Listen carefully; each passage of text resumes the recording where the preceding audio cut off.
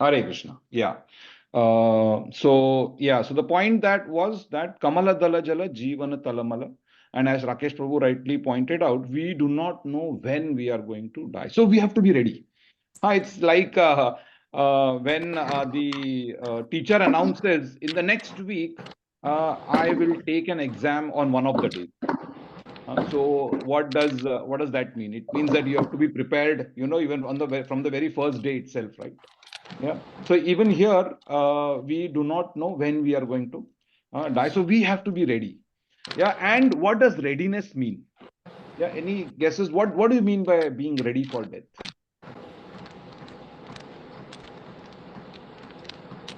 Ready to get Prepare out of this ourselves to be material able world to reach back to and Krishna. had a sort of a mukti or to reach to the goal, Yeah, but yeah, to the that is fine. spiritual That is the star. end. That is the objective.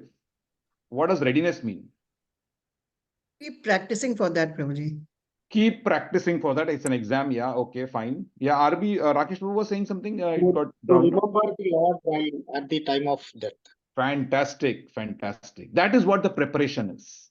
What is the practice that we are doing? That I have to remember only the Lord at death. Bhagavad Gita 8.5, Lord Krishna tells, the chapter 8 chapter is called Achieving the Supreme. And what does there is one very important line which Lord Krishna says, Anta kalecha mam eva smaran muktva kalevaram. Yeah, how do I achieve Lord Krishna, or how do I liberation or mukti, or whatever Srila Prabhuji was saying, of being at the time of death, is to remember the Lord at the time of. So a little bit of background noise. Can I ask Ravi Prabhuji to mute? Yeah. Yeah. So, the point I was making was that the antakale cha mam eva, only thinking of Krishna and nothing else. That is what the preparation is about, isn't it? That is what we are preparing for. That is why we are reading Bhagavatam. That is why we are trying to understand philosophy, trying to understand what is the purpose of life. And Lord Krishna here tells in the 8th chapter, antakale cha mam eva smaran muktva kalevaram. So that is the important preparation that we all have to do. And there is a similar shloka. Now Shukdev Goswami tells in the first canto and the first chapter of the second canto. So now first canto has ended by these two questions by Parikshit Maharaj. Now Shukdev Goswami starts to answer those questions. Yeah, and one of the first things he answers is this direct answer to this particular question. There is a very seminal shloka in the first chapter of the second canto, which refers to exactly something similar. And I'm sure you must have gone through. This shloka is here, very, very beautiful. It says, Etavan Sankhya Yoga Bhyam Swadharma Parinishtaya Janma Labha Parapumsam Ante Narayana Smriti. Yeah. So this is, he says, is the most important thing that you have to do. What does this person who has to die in 7 days, what does he have to do? Of course, he says other things, but this is the most seminal one.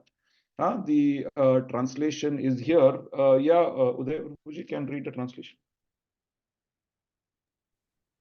The highest perfection of human life, achieved either by complete knowledge of matter and spirit, by practice of mystic powers, or by perfect discharge of occupational duty, is to remember the personality of the Godhead at the end of the life. Yes, so that is what the preparation is for. And how do you do the preparation? You might do it achieved. How is it achieved? Either by complete knowledge of spirit and matter, jnana yoga, or by practice of mystic powers, yeah, which is the all the Ashtanga yoga aspects that come in, or by perfect discharge of occupational duty, which is what we are all doing. We are all doing our occupational duty, our varnashram dharma, we are all following. Yeah. And what does perfect discharge of occupational duty mean? It's to offer the results of our occupational duty, the results of our actions to Lord Krishna. And that is when perfection comes in. And when you do any of these three things, what is the end goal? To remember the Supreme Personality of Godhead at the end of, to remember Lord Krishna and nothing else. Yeah, that is what it is. Typically, if you imagine yourself, what is the first thing that you'll be thinking? Oh, mera paise ka kya hoga? Oh, what happened to my kids? Oh, what will happen to my wife? What will happen to my house? What will happen to my husband?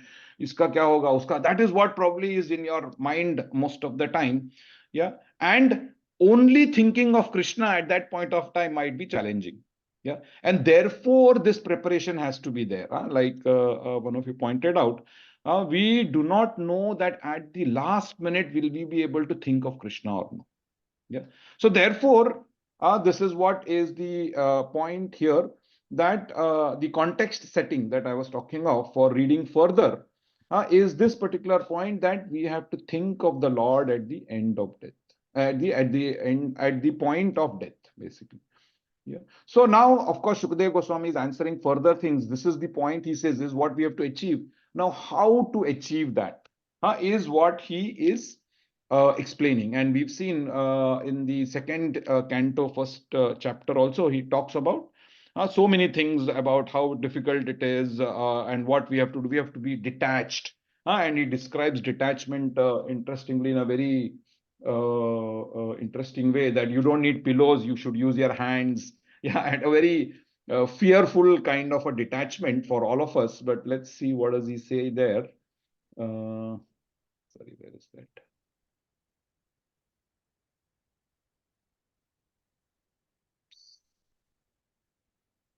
Sorry, just give me a minute.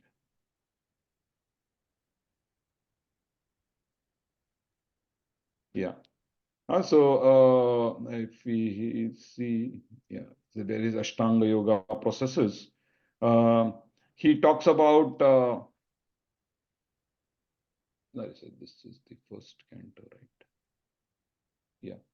Yeah, he talks about how we have to remember the Lord. Yeah, or how do we get detached? Yeah, just give me a minute. Let me search that. Nice detachment set of males. Was it here?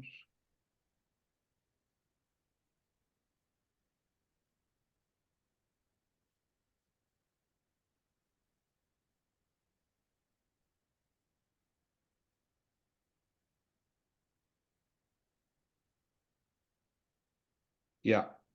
Yeah, this is how he talks about living with bare minimum necessities. That is what he talks in the beginning of the second chapter here. Yeah, that why live in cots and beds? Why we need to have pillows? Why should have utensils? Why should have clothing? Yeah, obviously he is talking about the point of what the Ashtanga yogis do. What do? They do this long process of totally detaching themselves from household life, from going to the Himalayas and then sitting there and doing all the japas and everything. So that is one of the methods that he talks of. Yeah, and that is what we saw from the till the eighth verse. In the ninth and eighth and ninth verses, he talks about there's another method. Yeah, which is to think of the Lord as somebody who is sitting in your heart. And he talks about this particular process of thinking of the Lord in the heart. And if you see, the name of the chapter also is, what is the name of the chapter in the second chapter in the second canto? Anybody remembers? Heart, Lord in the heart. The Lord in the heart. Very nice. Yeah. And that is what the discussion that we will have now. How is the Lord? We've seen a bit of this particular part in shlokas 8 and 9 as to how the Lord is. Let's quickly look at those shlokas. Yeah, 8 to 12 is what we saw. Yeah, we saw in the last class Prabhuji describing that how is the Lord. He is residing in the region of the heart. His size is 8 inches, 2 thumbs. It talks of he has 4 hands. Yeah, and the mouth expresses happiness. Eyes like lotus petals, garments. Yeah, all of these. And what do we have to do? We have to think or meditate on this particular Lord as part of our japa meditation. When you're thinking, this is the Lord that we have to focus on. That is what the process, one of the processes is what Shukdev Goswami is telling Parikshit Maharaj. So that is where we were in the last class. We will read further now what other things that Shukdev Goswami is telling about the supreme, the super soul, the super soul or the Paramatma, because the Paramatma is the one who is sitting in the heart, and that is how we. And if you also see uh, the process, yeah, the process of Ashtanga Yoga. Anybody knows the 8 stages of Ashtanga Yoga?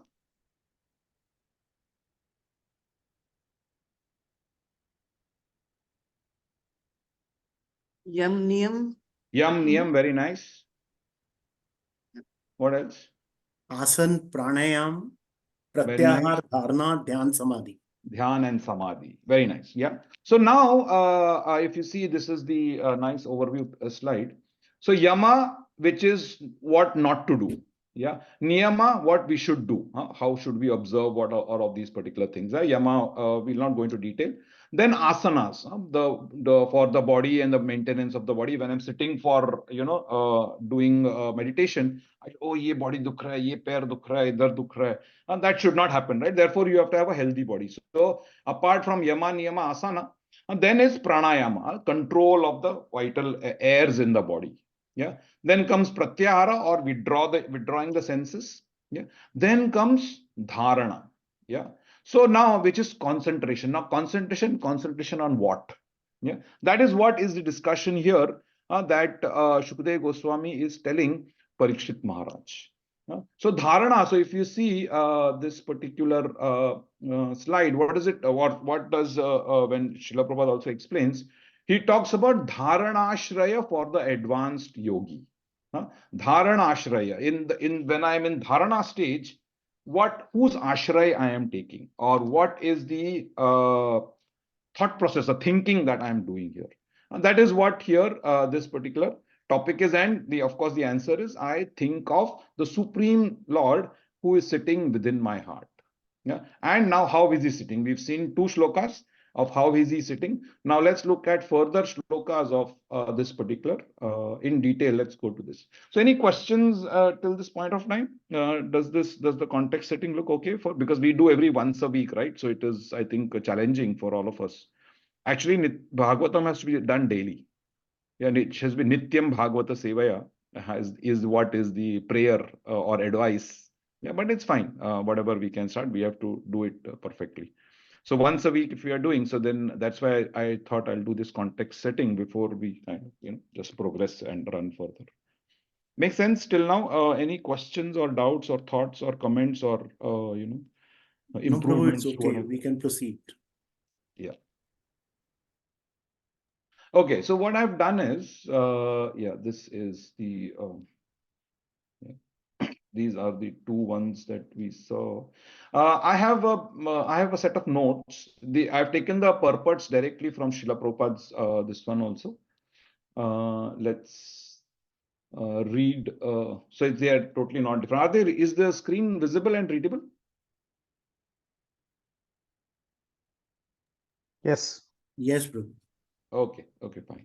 So let's do the 10th shloka. Unnidra hrit pankaja karni kalaye Yogeshwara astha pada pallavam Shri Lakshanam Kaustavaratna Kandharam Amlana Lakshmya Vanamalyachitam. So that's the shloka. Let's read the translation. Yeah, Sushil, would you read the translation? I will read it. Yeah. His lotus feet are placed over the holes of lotus-like hearts of great mystics. On his chest is the Kaustubha jewel, engraved with a beautiful calf, and there are other jewels in his shoulders, on his shoulders. His complete torso is garlanded with fresh flowers. The Yeah. So ornaments. now, hold on. Yeah. So this is the translation. So when you're actually, whenever you're imagining or thinking of somebody, you need to know details. You want to focus on details. That is what here Shukdev Goswami is telling, that when you're thinking of the Lord, how you should think of the Lord. So there is the nice picture is there. This is how the description, this picture is based on the description that is given here. Yeah. And if you see the overall the summary. He has begun by saying the size of the super soul is 8 inches. He has 4 hands. That is what has already been discussed. And the mouth is expressing happiness. Eyes are like lotus petals. Garments are like yellowish saffron. Ornaments made of gold. Headdress and earrings are glowing. So now when you sit and do your japa, you can very clearly imagine all of these particular things. And to look at it further, yeah, what does he say? That what are the ornaments that he is wearing? So Srila Prabhupada explains in the purport. Yeah, let's read the purport here. Paraphernalia of the Lord are all transcendental. Yeah, go ahead, Prabhuji. The ornaments, flowers, clothing, and all other decorations on the transcendental body of the personality of the Godhead are identical with the body of the Lord. None of them are made of material ingredients. Otherwise, there would be no chance of their decorating the body of the Lord. As such, in the perfume, spiritual varieties are also distinguished from the material variegatedness. Variegatedness, yeah. Yeah, so variety is material variety. So the point here Srila Prabhupada makes is that even if you focus on one of the ornaments of the Lord, so yeah, this Nasagre Varamauktikam, there is this description of the Lord. Nasagre Varamauktikam, he is wearing a pearl nose pin. Now, is one of the descriptions in our scriptures. So you might just meditate on the nose pin of the Lord. And when you're doing your japa, so does that mean that, oh, I am thinking of the Lord, but I am, or rather, I'm thinking of the nose pin of the Lord, and therefore I'm not thinking of the Lord. Yeah, that is not the case. Srila Prabhupada here makes the point that the paraphernalia of the Lord and the Lord, they're both transcendental. They're both equal. The name of the Lord and the Lord, they are also the same. So when you are meditating on the name of the Lord, it is as good as meditating on when you are meditating on the lotus feet of the Lord, it's as good as you are meditating on the Lord. When you are meditating on the paraphernalia of the Lord, it is as good as meditating on the on the Supreme Lord himself. That is the point that he makes. Yeah. Then comes the further descriptions on different parts. Again, very, very beautiful imagining. You don't have to imagine, rather. The clear description of the super soul is given here. Let's read further. Vibhushitam Mekhalayanguli. Sorry, somebody wants to read the shloka? I don't think, Prabhu, any of us can read that. Can, okay. Can I read, Prabhuji? Yeah, Sumati Mataji, go ahead. I'll try. Sorry, Yeah. Mataji. Yeah, I'll try, Prabhu. No problem. Vibhushitam Mekhalayanguli Mahadhanairnupurkankanadibihi Snigdha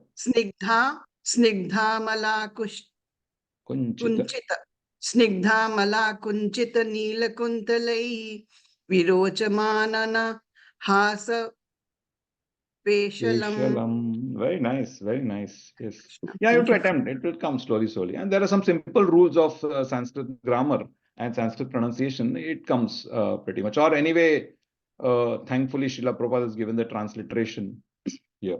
Yeah, so let's see what the translation is. Sumati Mataji, go ahead. Translation and purport by Srila Prabhupada. Jai Srila Prabhupada. He is well decorated with an ornamental wreath about his waist and rings studded with valuable jewels on his fingers. His leglets and his bangles, his oiled hair curling with a bluish tint, and his beautiful smiling face are all very pleasing. So relishing the transcendental beauty. That is what Srila Prabhupada explains in the purport. Yeah, that how beautiful the Supreme Lord is. That his beautiful smiling face, and it just is very pleasing to the heart. Read further, Pandaji, the purport. Transcendental beauty. The Supreme Personality of God is the most beautiful person amongst all others. And Srila Shukdev Goswami describes every part is transcendental beauty, one after another. in order to teach the impersonalist that the personality of Godhead is not an imagination by the devotee for facility of worship, but is the supreme person in fact and figure. The impersonal feature of the absolute truth is but his radiation, as the sun rays are but radiations from the sun. Yes. Yeah, so Hare that's the beautiful description or emphasis that Srila Prabhupada makes, that Shukdev Goswami describes every part of the transcendental beauty one after the other in order to teach the impersonalist that the Supreme Personality of Godhead is not an imagination. Yeah, so many of the spiritual or rather or theories, there are many sets of theories about the Lord, and one of them, the Lord, is that the Lord is just energy. And there is you are also energy, and the Lord is also energy, and moksha means going merging your energy into his energy, and then you become one and you become God. Yeah, so that there are some of these kind of different kinds of theories or philosophies. And one of these particular philosophies is called the impersonalist philosophy, where you say that the Lord has no form. He is impersonal. He is nirguna. That is the word that is used. But our acharyas is in total contradiction to what this particular one is saying. He's saying that the Lord has a form. The Lord is this. He looks like this. This is how he looks. Yeah. And Shukdev Goswami is here, the authority is very clearly telling for us as to what to think of. You might want to do your meditation thinking of, oh, energy, I'm thinking of energy, I'm thinking of energy. It's so difficult, right, to think of something which you can't imagine. Rather, it is so easy, yeah, that, oh, this Lord has a form. He looks like this. Let me imagine, let me meditate on this particular form. For somebody who is embodied, somebody who has a body, it becomes very easy to think of a form. And now the question will be, oh, the form is material. Yeah. But no, just now we discussed the form is not material. Everything about the Lord is transcendental. When you say is nirguna, what does the nirguna means? That he has no material qualities. He is not bound by the gunas of the material modes of nature. Yeah, sattva, tamo, and rajoguna, which bind us, that is not bound by that. Therefore, he is called nirguna. The nirguna does not mean he has no features or no qualities. Now he is fully saguna, and he is also nirguna. Yeah. How is he nirguna? Because the three modes of material nature do not bind him. Yeah. And here, therefore, the impersonalist theory is very clearly defeated by Shukdev Goswami, because he is the one who's quoting here. Yeah. And he says, Srila Prabhupada says, the impersonal feature of the absolute truth is but his radiation. As the sun rays are but a radiation of the sun. So analogy is given here that the sun is there, and when you look at the sun, you just can't look at the sun. What do you see? You see only the sun rays which are piercing your eyes. And the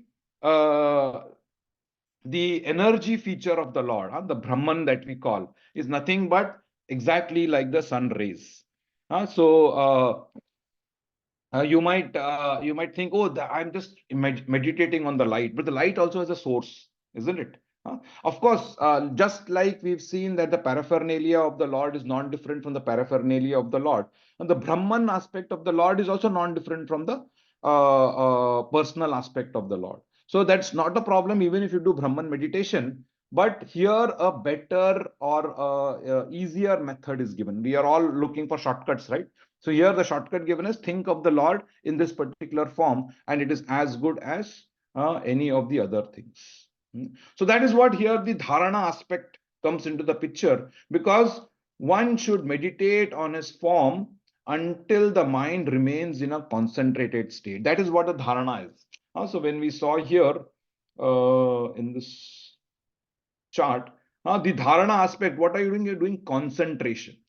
Yeah. So concentrating on what? Concentrating on the Supreme Personality of Godhead, concentrating on the Lord. Okay, let's see the last of the descriptions here in the 12th shloka. Yeah, somebody wants to attempt? Rakesh Prabhu, Uday Prabhu? No, Prabhuji. Try the English. No. Okay, Sumati Mataji, go ahead. Yeah. Adina Leela Hasite Kshana लसद् भ्रूभ्रासं सुचित्तभूर्यनुग्रहम् ईक्षते चिन्तामयमनेममीश्वरम् यावन्मनोधारण यावतिष्ठते. Very nice, very nice. So this is the translation. Uday, continue. Yeah. Translation by Srila Prabhupada. Jai Srila Prabhupada. Jai. The Lord's magnanimous pastimes and the glowing glancing of his smiling face are all indications of his extensive benedictions. One must therefore concentrate on this transcendental form of the Lord, as long as the mind can be fixed on him by meditation. Very nice. Yeah. So now when you say I have to meditate, it is so easy if you have an object of meditation. That is what the concentration on dharana aspect in the Ashtanga Yoga is. So if you make the object of meditation as the Supreme Lord in this particular description, it is so easy. That is what is the entire thought process here. That Shukdev Goswami, he is answering the question of how to meditate. What should a person who is about to die, what should he be doing? He should be doing this kind of. So this is applicable for all of us. That we must concentrate and think about the transcendental form in this transcendental form of the Lord in what has been described here. And why does the Lord show this or do this particular leelas or forms? It's the Shukdev Goswami says it is an indication of his extensive benedictions. The Lord is always merciful on all of us.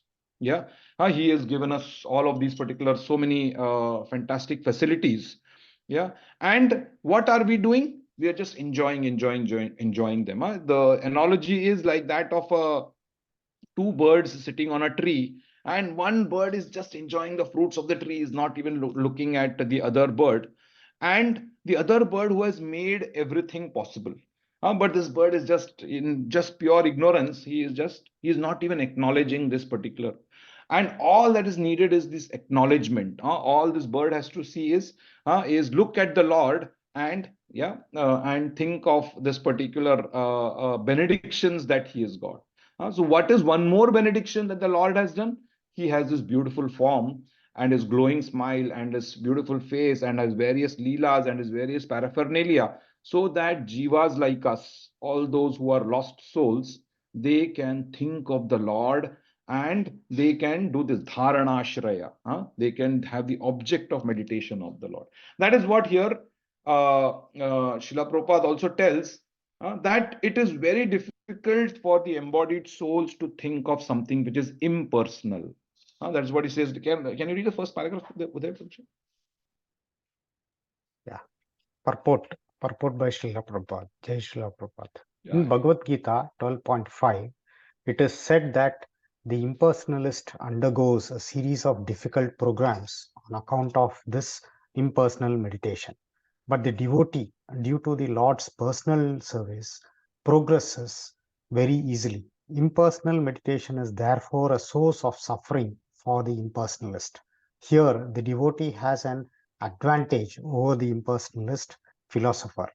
The impersonalist is doubtful about the personal features of the Lord, and therefore he always tries to meditate upon something which is not objective. For this reason, there is an authentic statement in the Bhagavatam regarding the positive concentration of the mind on the factual forms of the Lord.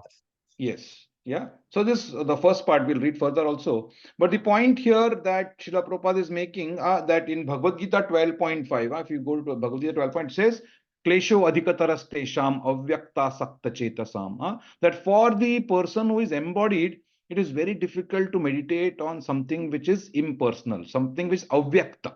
Yeah. So avyakta means something which is not a vyakti, avyakta, something which is non-manifest, something which is how do you can imagine something which is non-manifest? We are all looking at things that we can touch, feel, we can do reactions to, isn't it? It's so easy if you think of something which is there.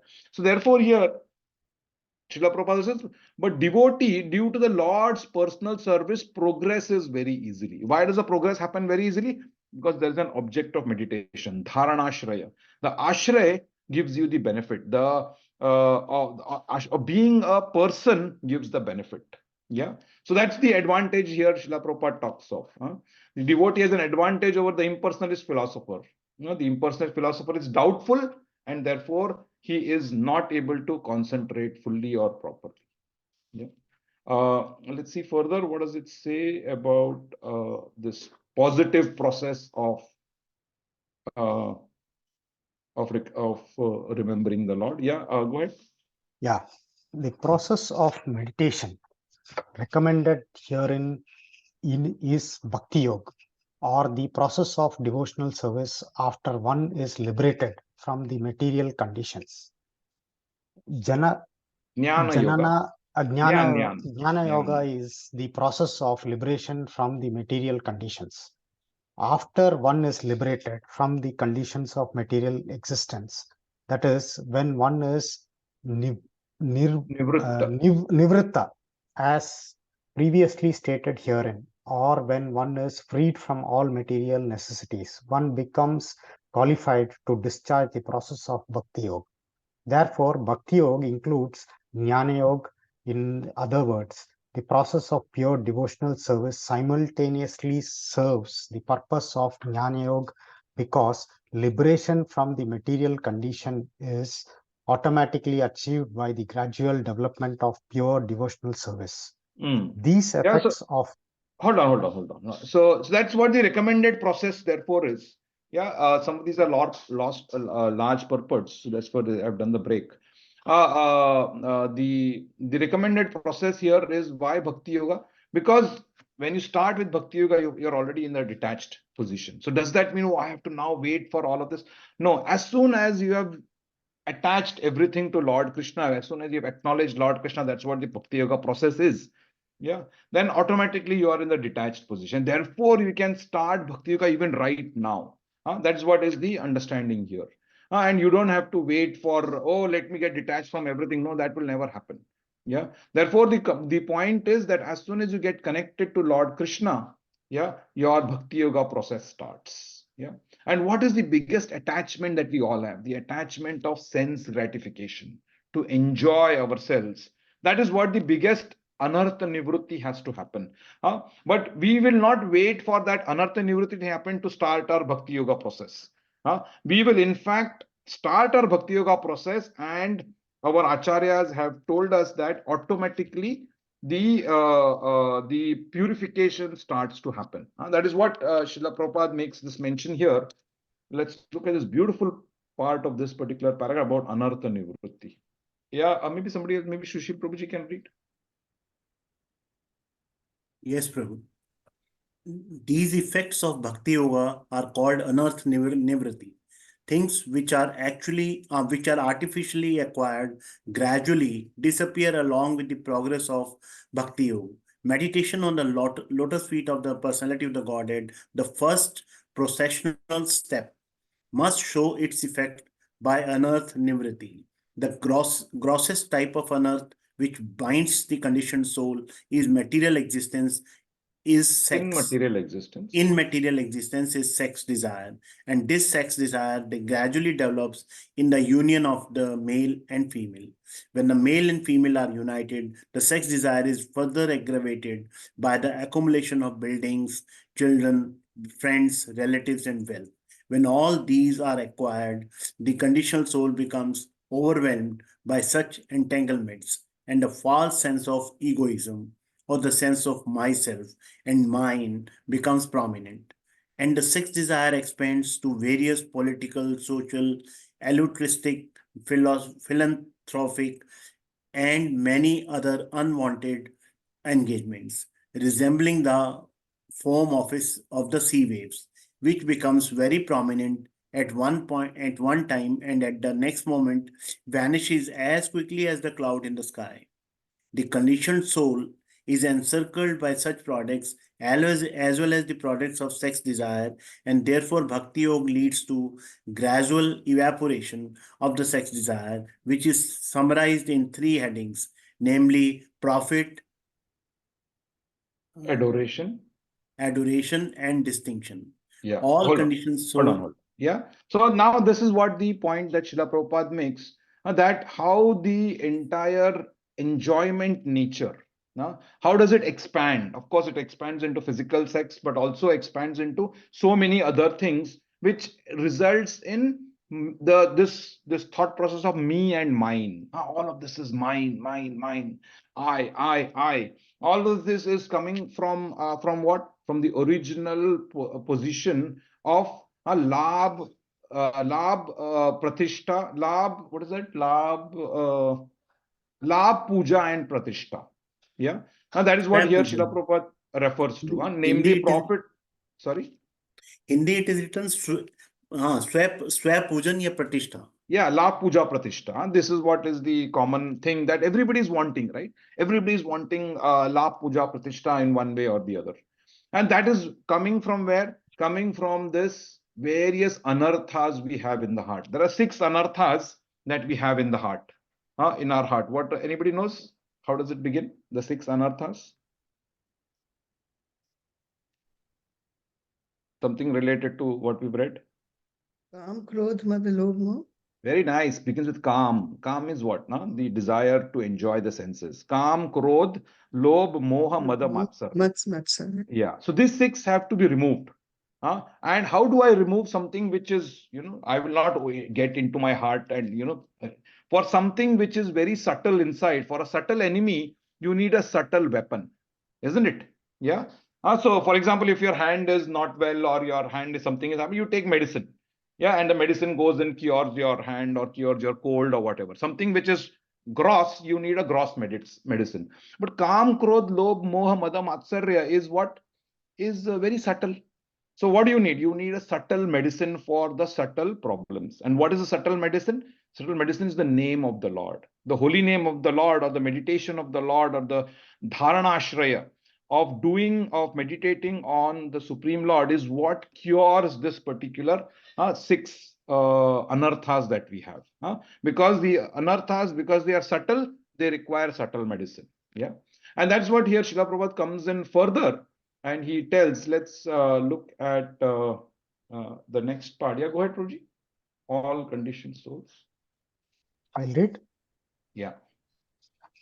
All conditioned souls are mad after these different forms of sex desire, and one shall see for himself how much he has been freed from such material hankerings based primarily on the sex desire. As a person feels his hunger satisfied after eating each morsel of foodstuff, he must similarly be able to see the degree to which he has been freed from sex desire. The sex desire is diminished along with his various forms by the process of Bhakti Yoga, because Bhakti Yoga automatically, by the grace of Lord, effectively results in knowledge and reunification. Even if the devotee is not materially very well educated, Yeah. knowledge So this is means the other, hold on. So let's meditate on this. So this is the other problem that we have. Everybody has these material hankerings, of course, primarily which is sex desire. And it expands into all of these other future things, further things. Now, if I'm progressing in Bhakti Yoga, what should be the indication? The indication is my levels of all of these other hankerings start to reduce. And primarily, there is a very strong barometer. What is the barometer of knowing that I am progressing? What would you think? How will you assess yourself, practically assess yourself that you are progressing in devotional service? What could be the thing? your desire for material Things reduce, necessities. okay, but still, how does it manifest? Any guesses? So if you don't get what you desire, what happens? You basically get stressed, or you get Stressed or frustrated, or what is the other emotion that you get? We get detached. angry. Angry, isn't it? So the one of the most simplest barometer to know that you are progressing is to check how many times in a day you are getting angry. Yeah, has to be done in Dubai. At least if somebody is driving, yeah, and somebody honks the car from, you get angry. "Ye kaun hai ye? Kaun hai piche?" That is the kind of anger levels we have, isn't it? Yeah. So which means what? which means we are not progressing in Bhakti Yoga. This anger level has to come down. In a day, if you see a yogi, how does a yogi is? He is shant. Why is he shant? Because he has progressed in Bhakti Yoga, he has progressed in his spiritual life. So same barometer for us also is there. That in a day, if I'm getting angry 10 times for various reasons, bache, colleagues, office boss, you should get, oh, I am only becoming angry 8 times.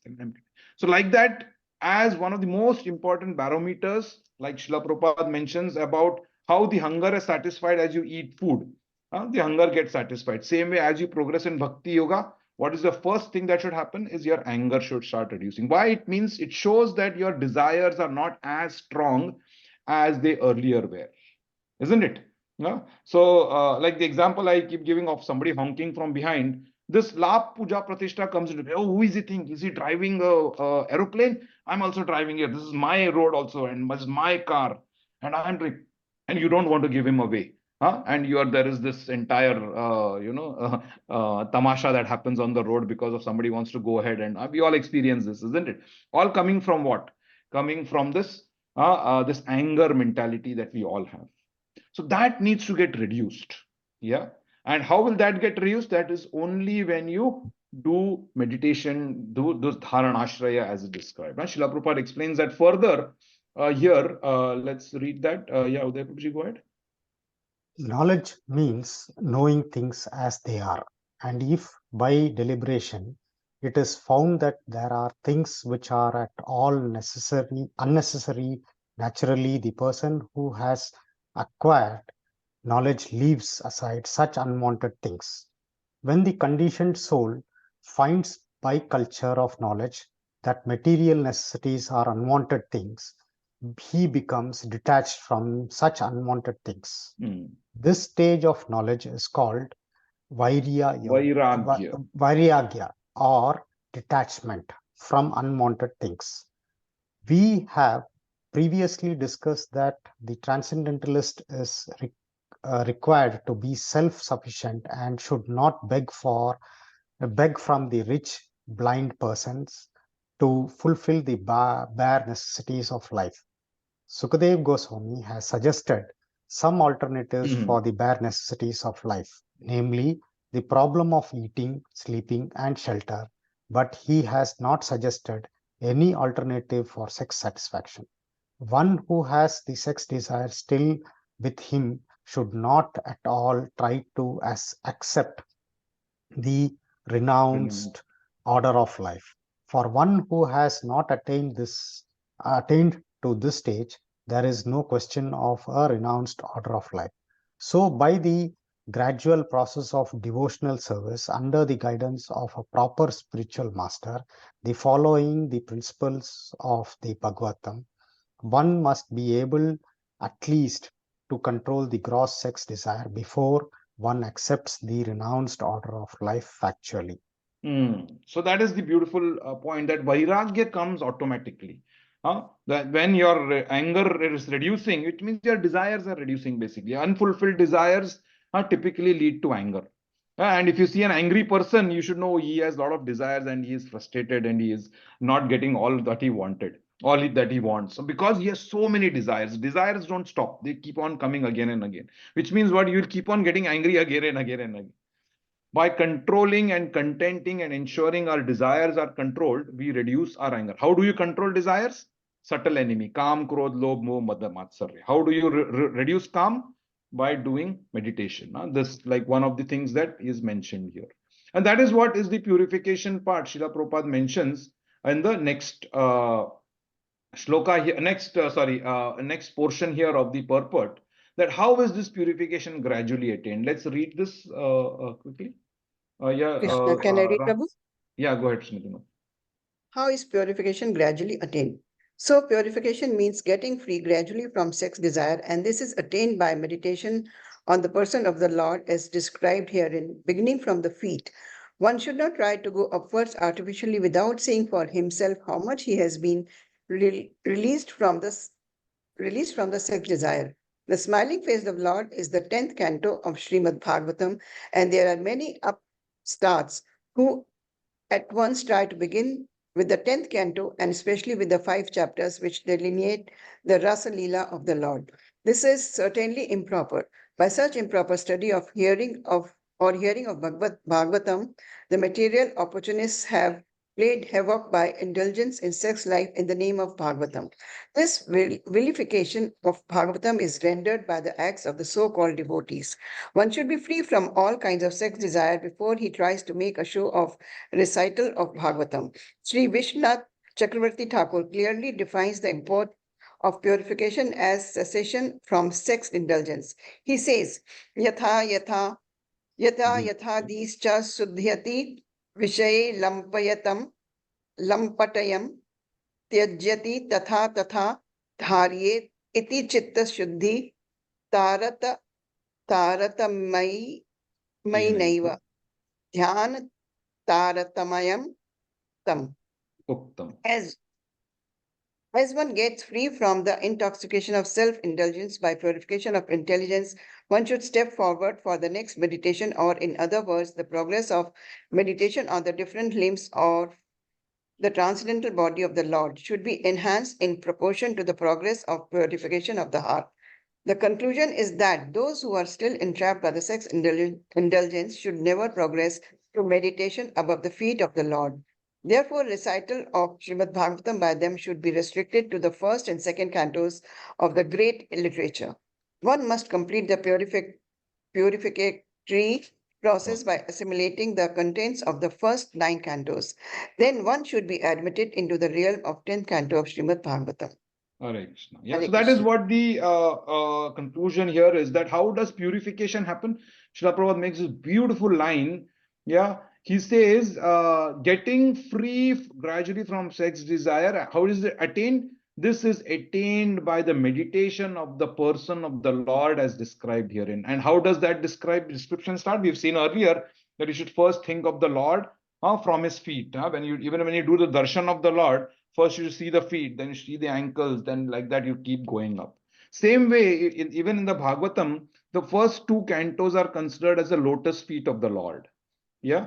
And you have to therefore meditate and concentrate on the first 2 cantos, the very important cantos, to then progress further. So typically 10th canto describes the various Rasa Leelas of the Lord. If you go there, you will start thinking, oh, I also want to do all this. Why? Because purification has not happened. Therefore, the first 9 cantos have to be read, then the 10th canto has to be read. Yeah, that is what here Srila Prabhupada refers to. Okay, so now we are back into the dharana, or how the Paramatma meditation has to happen. Next set of shlokas basically talk about the various meditations. Okay, now that you've seen the Lord, what are the further things that you can meditate on? Yeah. So let's see what does this one say, the next set of shlokas. Yes. Sushil Prabhuji, you want to read, try and read? नहीं प्रभु, मैं संस्कृत इतना जानता नहीं, वैसे नहीं. अच्छा, okay. Sumati Mataji, you have to come to the rescue. Or I don't know, Hare Rakesh Krishna. Prabhu, you want to try? Hold on, Mataji. Yeah. Okay, Rakesh Prabhuji. Okay, Sumati Mataji, go ahead. इसमें जो in English it is written something different, and in Hindi it is something different. No. Ekaikasho Rani. Angani is there. Angani. No, Yeah. this is the But Rafa. Ra hai na. Show. इसके बाद there is Yeah. Ra after that. No, this one is a bit of a typo on this one. Yeah. Because of the font issue is there. This is G. Go. Okay. Maybe let's look at the original text. Yeah, sorry. एकैकशोऽङ्गानि धियानुभावयेत् पादादियावत्सितं गदाभृतः जितं जितं स्थानमपोद्य धारयेत् परं परं शुद्धयति धीर्यथा यथा. Very nice. I think when it's copied from there, I think there are font issues, probably that's why. It's okay. Okay, no problem. Yeah, translation. Translation by Prabhupada, Jai Shri Prabhupada. The process of meditation should begin from the lotus feet of the Lord and progress to his smiling face. The meditation should be concentrated upon the lotus feet, then the calves, then the thighs, and in this way higher and higher. The more the mind becomes fixed upon the different parts of the limbs, one after another, the more the intelligence becomes purified. Relative usage of purification. Yeah, so that is how how this particular mention by Shukdev Goswami, that how should the meditation begin now? Now that the entire form of the Lord is described, what will I focus on? First, I'll focus on his lotus feet, and then in the end towards his smiling face. And that is how you start off. That's how you do darshan. That is also you do your meditation. Here, that's what Srila Prabhupada mentions. Let's see the explanation given by Srila Prabhupada. Go ahead, Mataji. How to meditate on personal form of the Lord. The process of meditation recommended in the Srimad Bhagavatam is not to fix one's attention on something impersonal or void. The meditation should concentrate on the person of the Supreme Godhead, either in his Virat Rupa, the Vinyantic universal form, and or in his Sachidanand Vigraha, as described in the scriptures. There are authorized descriptions of Vishnu forms, and there are authorized representations of deities in the temples. Thus, one can practice meditating upon the deity, concentrating his mind on the lotus feet of the Lord, and gradually rising higher and higher up to his smiling face. According to the Bhagavad school, the Lord's ras dancing is the smiling face of the Lord. Since it is recommended in this verse that one should gradually progress from the lotus feet up to the smiling face, we shall not jump at once to understand the Lord's pastimes in the ras dance. It is better to practice concentrating our attention by offering flowers and tulsi to the lotus feet of the Lord. In this way, we gradually become purified by the archana process. We dress the Lord, bathe him, etc. And all these transcendental activities help us purify our existence. When we reach the higher standard of purification, if we see the smiling face of the Lord or hear the ras dance pastimes of the Lord, then we can relish his activities. In the Srimad Bhagavatam, therefore, the ras dance pastimes are delineated in the 10th canto. Hare Krishna. Yeah.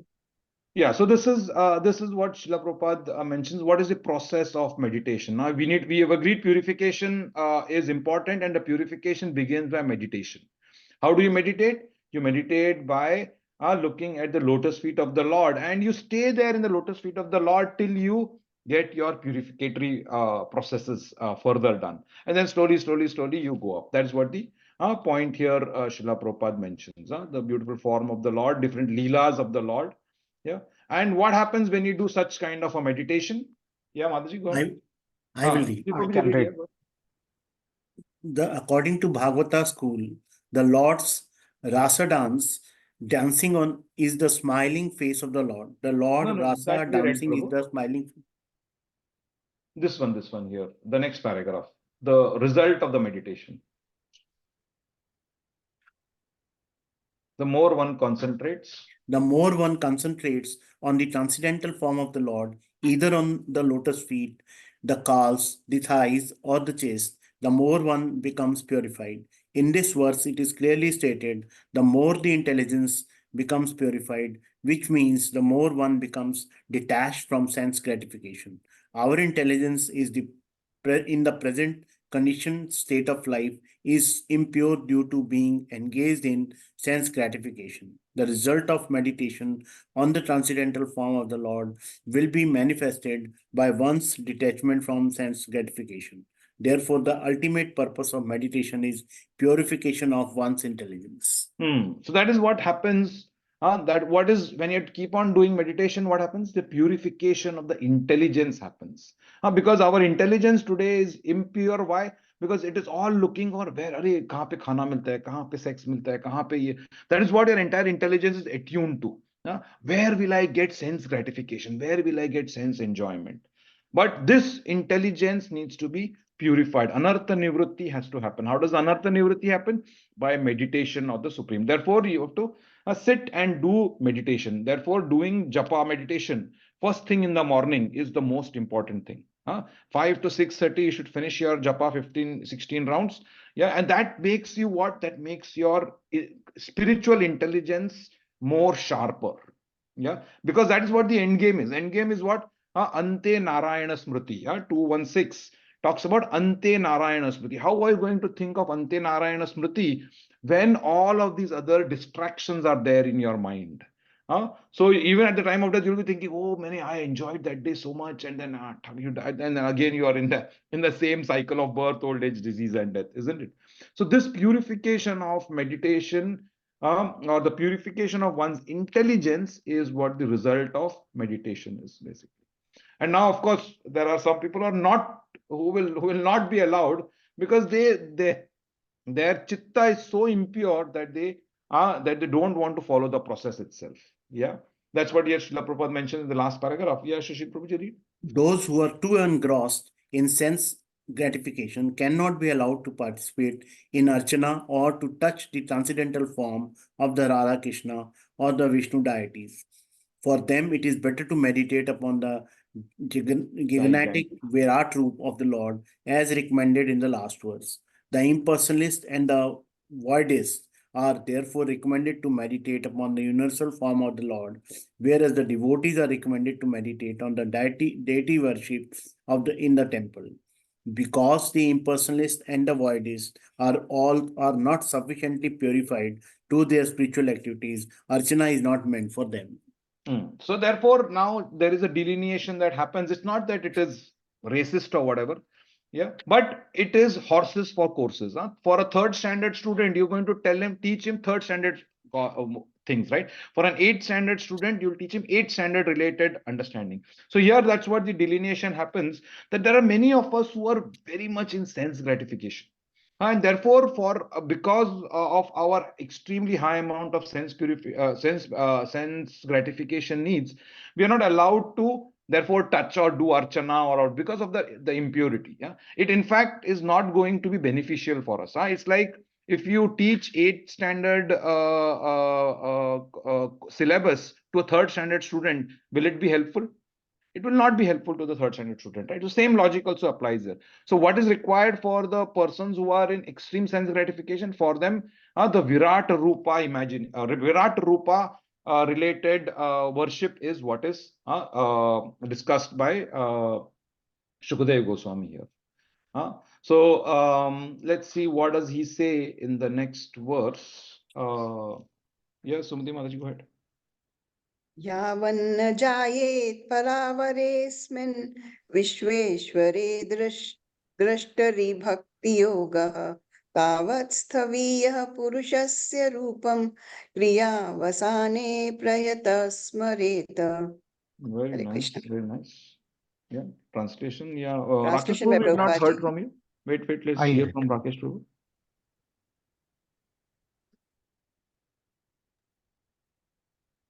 Yeah. Unless the gross materialist develops a sense of loving service unto the Supreme Lord, the seer of both the transcendental and material worlds, he should remember or meditate upon the universal form of the Lord at the end of his prescribed duties. Yeah, so now that's the other angle that he says, okay, if you can't think of the Lord in the heart or all the other meditations that is talking of, then what you should do? You should meditate on this Virat Rupa. So Virat Rupa described in the is also described in the 11th chapter of the Bhagavad Gita, and how he expands into all of the nature and all of these other things, and also he expands it as time in the material world. Yeah, that is what is the description here. So let's quickly read this one. Yeah, go ahead. I can read it. Purport. The Supreme Lord is the seer of all worlds, both material and transcendental. In other words, the Supreme Lord is the ultimate beneficiary and enjoyer of all worlds, as confirmed in the Bhagavad Gita 5.29. The spiritual world is the manifestation of his internal potency, and the material world is the manifestation of his external potency. The living entities are also his marginal potency. By their own choice, they can live in either the transcendental or material worlds. The material world is not a fit place for living entities because they are spiritually one with the Lord, and in the material world, the living entities become conditioned by the laws of material world. The Lord wants all living entities who are his parts and parcels to live with him in the transcendental world, and for enlightening conditioned souls in the material world, all the Vedas and the revealed scriptures are there. Expressive expressly to recall the conditioned souls back to him, back to Godhead, back to Godhead. Yeah. back So that's back home, back to Godhead. exactly. That's the reason why all these acharyas come, all the scriptures are given. Why? So that the living entity can go back home, back to Godhead. And that is what the entire purpose of life is for us. Otherwise, we are here in the cycle of birth, old age, disease again and again and again and again and again. So what is Srila Prabhupada is mentioning? What is the reason for the Vedas and the acharyas and the revealed scriptures? Expressly to recall the conditioned souls back home, back to Godhead. That is what that the entire game is here. Yeah. Okay, go ahead, Prabhuji. Unfortunately, the conditioned living entities, although suffering continually their threefold miseries of conditioned life, are not very serious about going back to Godhead.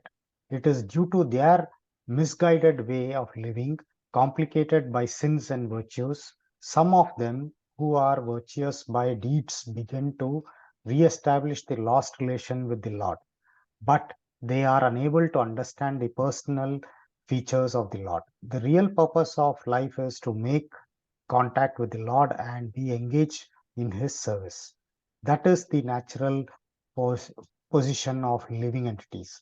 But those who are impersonalists and are unable to render any loving service to the Lord have been advised to meditate upon His impersonal features, the Virat Rupa or universal form. Some way or the other, one must try to re-establish one's forgotten relationship with the Lord if one at all desires to gain real happiness in life, and to reclaim this natural unfettered condition. For the less intelligent beginners, meditation on the impersonal features, the Virat Roop or universal form of the Lord, will gradually qualify one to raise to personal contact.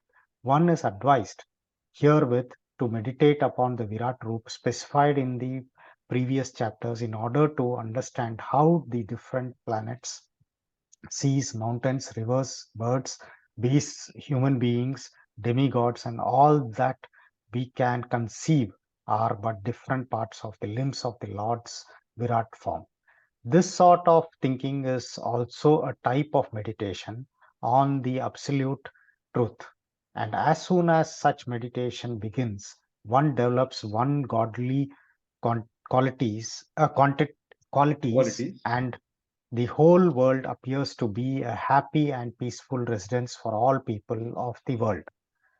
Without such meditation on God, either personal or impersonal, all good qualities of human being become covered with misconceptions regarding his constitutional position.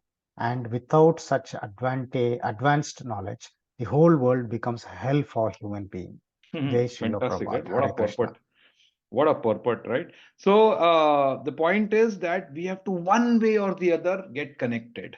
Yeah, that is what. If you are not able to get connected to the personal form or to the super soul form of the Lord, then get connected to the expansion of the Virat Rupa of the Lord. Virat Rupa is everywhere. The universe, the nature, yeah, all the demigods. So many things are there through which we can get connected and put our faith in. And slowly, that faith rises above to a higher level. If that is done, then it becomes very good for the living entity. Otherwise, this is a hellhole for the living being. That is what the point here makes. So the next, now, of course, now the alternate is given. Okay, you can't do this. Now you do this Virat Rupa meditation on the soup. But meditation has to be done. That is the important part. Yeah, so now comes the Prabhuji, sorry. the Virat Roop, Hmm. the actual picture of the Virat Roop, Hmm. because we generally see what is the actual picture of the So Virat Roop, yeah, because there are so many kind of actual versions, form of the right? Virat Rupa is Lord Krishna specifically explains this in the Bhagavad Gita. If you read the 11th chapter, Arjuna says that you've expanded in the entire universe in the form of your Virat Rupa. I want to see this Virat Rupa. Yeah, so exactly like your question. So Arjuna is shown the Virat Rupa by after he's giving the Divya Chakshu. Yeah, and Sanjaya, he explains what Arjuna sees, which means Sanjaya also sees the Virat Rupa basically. Yeah, so what they see is Aneka Vakta, there are different forms, the expansions of the Lord, and various, it's a very, picture that we must have seen in various places, is I was shown. trying to see if there is any pictorial presented, because Yeah, when there we is, search but for the it, there are important, many versions, right? yeah. So like there are many versions, right? This is typically what you would see in, Yeah, to like actually look at the yeah. lotus feet, or how do we imagine that? No, That's where I was trying to come to. No, that is separate. That is the lotus feet imagination is for not for these set of people. That is for Which for those who are devotees. Those who Yeah, are like not say yet now, devotees. if you want to meditate, Hmm, in this chapter, what is told is to start from the feet, right? To yeah, actually visualize that feet while you're meditating is correct. something where you can have a. For the super soul, for the description Okay. which is given in the previous shlokas. Mhm. The Virat Rupa, the meditation could be even demigod worship is Virat Rupa expansion, because we've seen Virat Rupa where Ganpati heads and all of their heads, Mhm. isn't it? Virat Yeah. Rupa, Lord Srila Prabhupada mentions in the 11th chapter that is also tree. So the tree worship that happens, many times we've seen in the villages and all, you go, there will be tree Mm, worship happening. What is that? That mm. is also Virat Rupa expansion of the Lord, and the tree worship is nothing but nature worship, or or this particular form. So the lotus feet is the specific worship, not for the Virat Rupa worshippers. That is for the deity worshippers, or the people who have slowly progressed ahead from Virat Rupa worship to the personal worship of the Lord. That is how the distinctions. Yeah. So the Virat Rupa could be demigod worship, could be even tree worship, nature. People say, "Oh, I love nature," and what, that's all part of demigod worship. Yeah. Okay. Okay, let's look at the next section actually, which starts here, which is from you have to come up to this particular dharanashraya, but there are still some impurities that are remaining. Yeah. We need to remove those also. How does that happen? That is what is mentioned in the next 6 shlokas from 15 to 21, but we'll see only 3 of them today. In fact, we're already out of time, running out of time. 11:30 you finished, right? Yes, Yeah. Prabhuji. Yeah. So let's quickly look at these 3 shlokas, 15, 16, 17, in this particular one. So let's read this one. स्थिरं सुखं चासनमास्थितो यदा जिहासूरिममङ्गलोकं काले च देशे च मनो न सञ्जयेत् प्राणान् नियच्छेन्मनसा जितासुः. Yeah. I will This read, one. Mataji. Yeah, go ahead. O Yes, King, whenever the yogi desires to leave this planet of human beings, he should not be perplexed about the proper time or place, but should comfortably sit without being disturbed, and regulating the life here should control the senses by the mind. So, Hmm. so now you have either done Virat Rupa worship or you have done Super Soul worship. Now you've come to a stage where you are able to sit in dharana and sit in samadhi in this particular. So now what do you do in this particular stage? Yeah. So that is what is the point here that Shukdev Goswami explains. So we'll not read the entire purports, but I'll just give you a quick overview. So what is required to be done? What is the opportune moment to quit this body?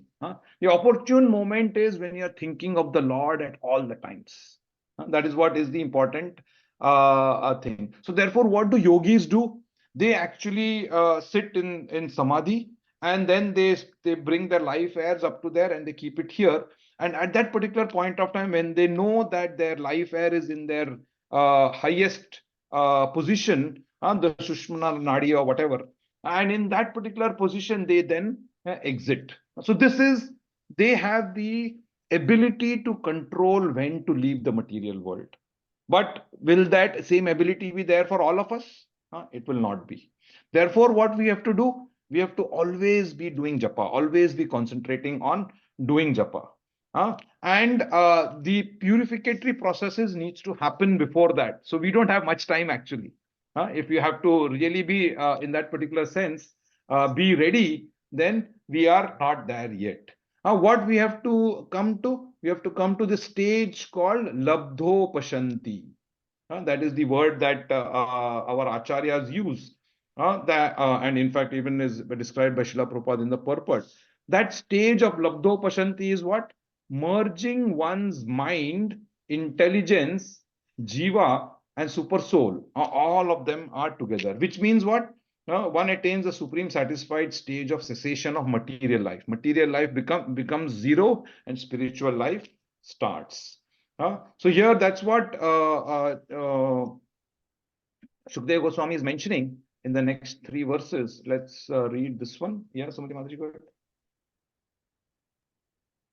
Manah swabudhya malaya niyamya kshetrajna etam ninayeta tamatmani atmanam varudhya dhiro labdho pashantir virameta krityat. Yes, Labdho Pashanti. This is the word that we were looking at. What does Labdho Pashanti means? The stage where the mind is fully absorbed in the Supreme Personality of Godhead. Total 24 hours you're thinking of only Lord. You're doing your other activities, you're doing your cooking, you're doing your office work, but still mind is constant. The one thread of thought of the mind is always on the Supreme Lord. Always japa is going on, always something. That is the stage of Labdho Pashanti. Yeah, read the translation of it. I'll read. Yeah. Thereafter, Sorry, Prabhu, yeah. Thereafter, the yogi should merge his mind by his unalloyed intelligence into the living entity and then merge the living entity into the super self. And by doing this, the fully satisfied living entity becomes situated in the supreme stage of satisfaction so that he ceases from all other activities. So the mind has to be, what does it say? You should merge the mind into the living entity, which means merging the mind to the soul. The living entity is what? The soul. And then the soul basically comes up the body and is basically situated at the edge. Yeah, that is what here it's, of course, that's the Bhakti Yoga, that's the Ashtanga Yoga process. But in Bhakti Yoga, how will you do this? So Srila Prabhupada begins by explaining that what are the functions of the mind, because the mind has to be merged in the self, right? Functions of the mind are thinking, willing, and feeling. Yeah, where does the mind get absorbed? The mind gets absorbed in sense gratificatory purposes. Yeah. So therefore, what do? You arrange your house, you arrange your everything in such a way that wherever the mind goes, you should think of the Lord. Wherever you discuss with somebody, you should think. Therefore, you have association also, which is full of devotee association. So that when you discuss, you're discussing Krishna. When you are coming here into your home, you're looking at Krishna photos. So what have you done? You have taken the difficult process of Ashtanga Yoga to make it into an easy process of Bhakti Yoga. Why? Because the mind needs to be mana niveshayat. Yena kena prakarena mana Krishna niveshayat. By hook or crook, what has to be done? The mind has to be invested in Lord Krishna. That is what here Srila Prabhupada says, by thinking, feeling, and willing. So Srila Prabhupada explains in the purport that how the absorption of the mind has to happen. How does the absorption of the mind happens? By things around you. That's what typically, even when you're doing japa, suddenly if you hear the bell, and then you'll start thinking, oh, maybe the Amazon guy has come. Oh, I ordered this. I have to bring so many things from Amazon. So what happens? Just by the bell, what has happened? Your mind has gone into a different route altogether, isn't it? So therefore, we have to keep now this feature of the mind has to be utilized for our benefit. What we have to therefore do, we have to keep distractions which are all related to Krishna. Then whenever you see that, you always keep thinking of Krishna. That is what is the intelligence part. That is how the mind has to be controlled by the intelligence. What do? We do this particular aspect of ensuring the mind gets distracted only by Krishna and by nothing else. Why do we read Srimad Bhagavatam, Bhagavad Gita? Why do we do japa? So that the mind can be invested always in Lord Krishna. That is what the state of Labdho Pashanti is. That the Lord and his service are identical. Therefore, you are fully involved in the service of the Lord. And whatever activities that you are doing, therefore, they all become service, they all become sacrifices. And what you are doing, basically, you are getting 24 hours of your life, you are doing remembrance of the Lord. That is what is the point here. Now, next two shlokas quickly let's look at. Mataji, go ahead. I will see the Hindi one first. Yeah. Nayatra kalo nimisham para prabhu kuto na deva jagatam ya ishire nayatra sattvam na rajastamascha na vai vikaro na mahan pradhanam. Hare Krishna. Translation by Prabhupada, Jai Shri Prabhupada. In their transcendental state of Labdho Pashanti, there is no supremacy of devastating time, which controls even the celestial demigods who are empowered to rule over mundane creatures, and what to speak of the demigods themselves. Nor is there the mode of material goodness, nor passion, nor ignorance, nor even the false ego, nor the material casual ocean, not the material nature. Yeah, so Labdo Pashanti, in that particular stage, you are fully in the merged state with the Supreme, in the super soul, in the in the spiritual world. And what is there in the spiritual? In the spiritual, there is no concept of time. There is no beginning. There is no end. So therefore, when even though you are in the material world, still you are in this no influence of time aspect. No astronomical influence happens. No satanic influence. No influence of the modes. The Sattva, Tamo, and Rajoguna do not act on you. Also, no influence of the false ego. So, me and mine, that is what false ego is. I am thinking I am the body. And that is the biggest false ego we all have, right? That also does not influence in the state of Labdo Pashanti. When you are in that particular state of full samadhi of the Lord.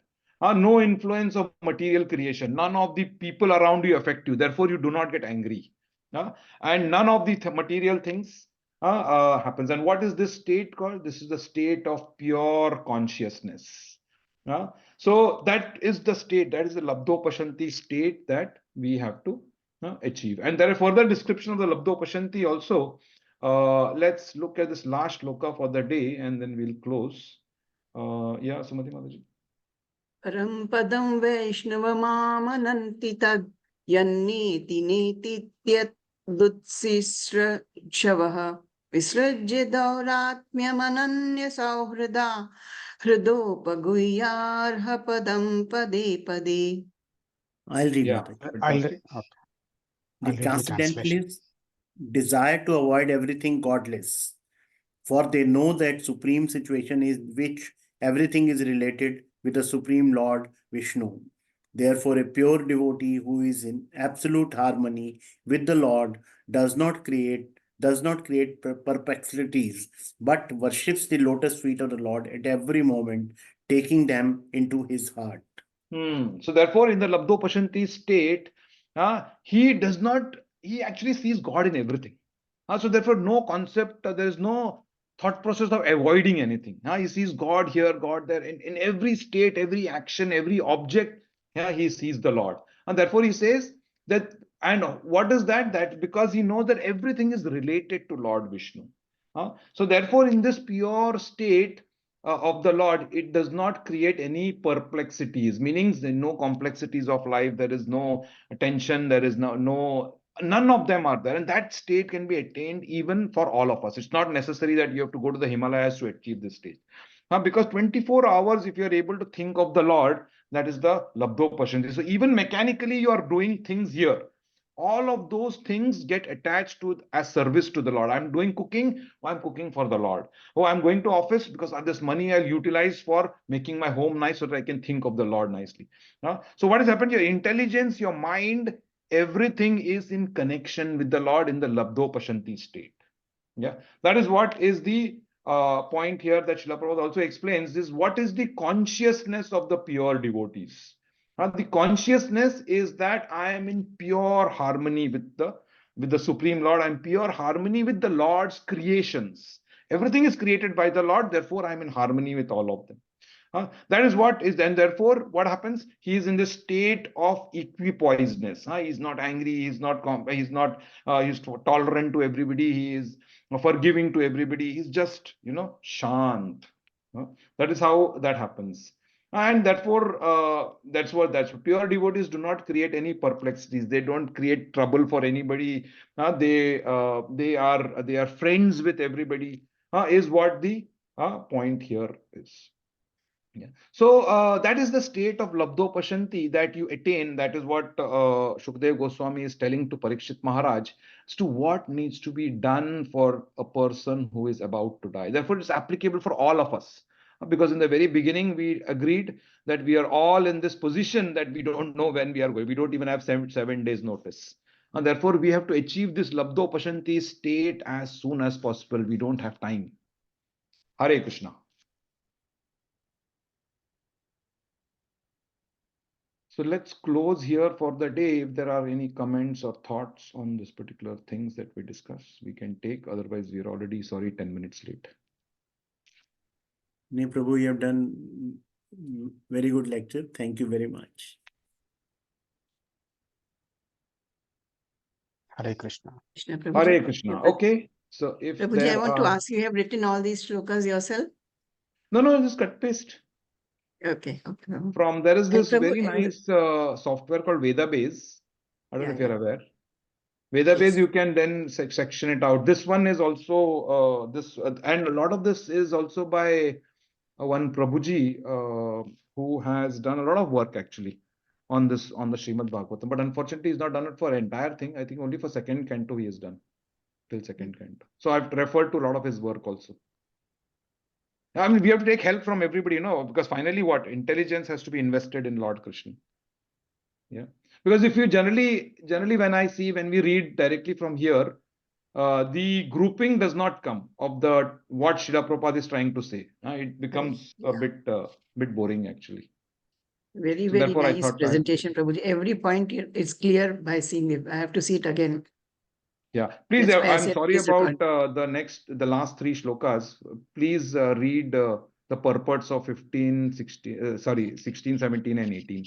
They're fantastic purports actually. Because you are Hare recording, so Krishna. we can see here only, Prabhu. Sorry. You are recording it, so we can see it, Prabhu. Yeah, Exactly. Yeah. exactly. Thanks, Prabhu. Yeah. Hare Krishna. Okay, let's close with closing prayers. Generally, I do this closing prayers of the 4 important shlokas of Bhagavatam and 4 important shlokas of Bhagavad Gita. Let's focus and think of this one. Aham sarvasya prabhavo matta sarvam pravartate iti matva bhajante mam buddha bhava samanvitaha macchitta madgata prana bodhayanta parasparam kathayantascha mam nityam tushyanti ramanti cha tesham sapata yuktanam bhajadam priti purvakam dadami buddhi yogam tam yena mam payanti tesham evanukampartam aham ajnanajam tamah nashayamyatma bhavasto jnana deepena bhasvata अहमेवा समेवाग्रे ज्ञान्यद्यत् सदसत्परम् पश्चादहं यदेतच्च यो वशिष्येत सोऽस्म्यहं व्रते अर्थं यत् प्रतीयेत न प्रतीयेत चात्मनि तद्विद्यात्मनो मायां यथा वासो यथा तमः यथा महान्ति भूतानि भूतेषु चावचेष्वनु प्रविष्टान्यप्रविष्टानि तथा तेषु न एतावदेव जिज्ञासं तत्त्वजिज्ञासुनात् अन्वय व्यतिरेकाव्याम यत् सर्वत्र सर्वदा हरे कृष्ण कृष्ण कृष्ण हरे हरे हरे राम राम राम हरे हरे श्रीमद् भागवतम की जय, श्रील प्रभुपाद की जय। हरे Krishna. Hare Hare Krishna. Krishna. Hare Krishna. Thank you, Prabhu. Bye bye. Hare Krishna. Thank you all.